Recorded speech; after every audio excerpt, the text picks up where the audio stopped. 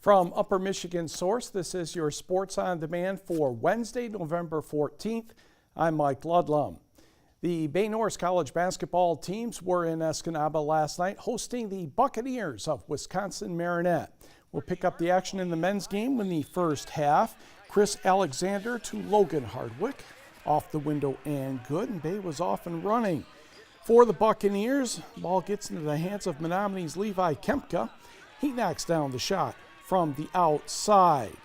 But the Buccaneers were having trouble keeping pace with the Norse. Tyler Willett will get the return pass on the inside.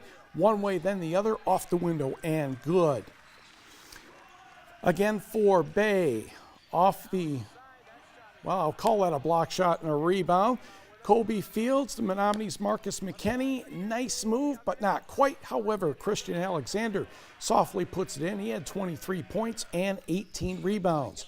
Move to the second half. Ball rotates around. The next thing you know, Kobe Fields is rather wide open underneath for the layup. Escanaba's Ryan Robinette had a big night for Bay. He ended up with 26 points, and in fact, Bay won by 26, 92-66.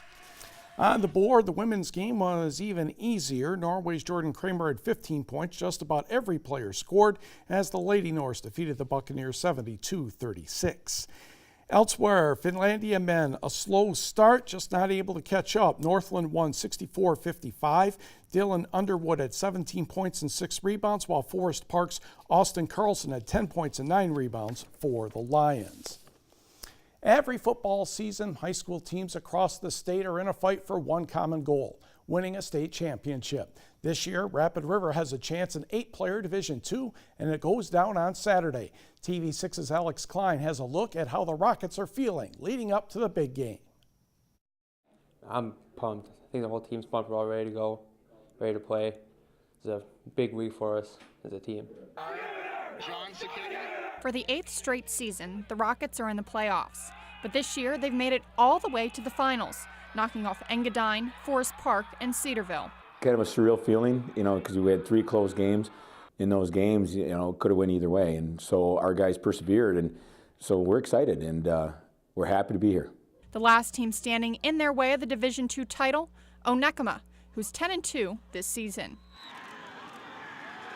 They tackle well, their linebackers floated the ball well. They're a good physical football team. And so to stop that, we got to play, even to match that intensity. I think we just need to play as a team on Saturday and make it all come together. Run our offense in any way we know we can, make big defensive stops, and it should be good. And there's one thing Rapid River won't have to worry about. While the Rockets have played in all sorts of weather this season, conditions won't be a factor come Saturday because they'll be right here in the Superior Dome. I'm definitely excited. Stay nice and warm, not the snow this time. Game time is set for 2 o'clock. Alex Klein, TV6 Sports. And don't forget, Pickford plays for the state title in 8-player Division I at 11 in the morning at the Superior Dome. NMU Swimming and Diving has earned 3 GLIAC honors in the past 2 weeks. Freshman Mary Grossman won both the 1-meter and 3-meter dives at the team's meet against Wisconsin Stevens Point. Senior Renars Bunzes captured 2 individual races and helped the relay to a victory over Grand Valley State and Saginaw Valley State, 200 medley relay, 100-yard and 200-yard backstrokes. And sophomore Gabriella Spajek captured 3 first-place victories in the same meet with GVSU and SVSU, the 1,000-yard freestyle, 200-yard butterfly, and 500-yard freestyle.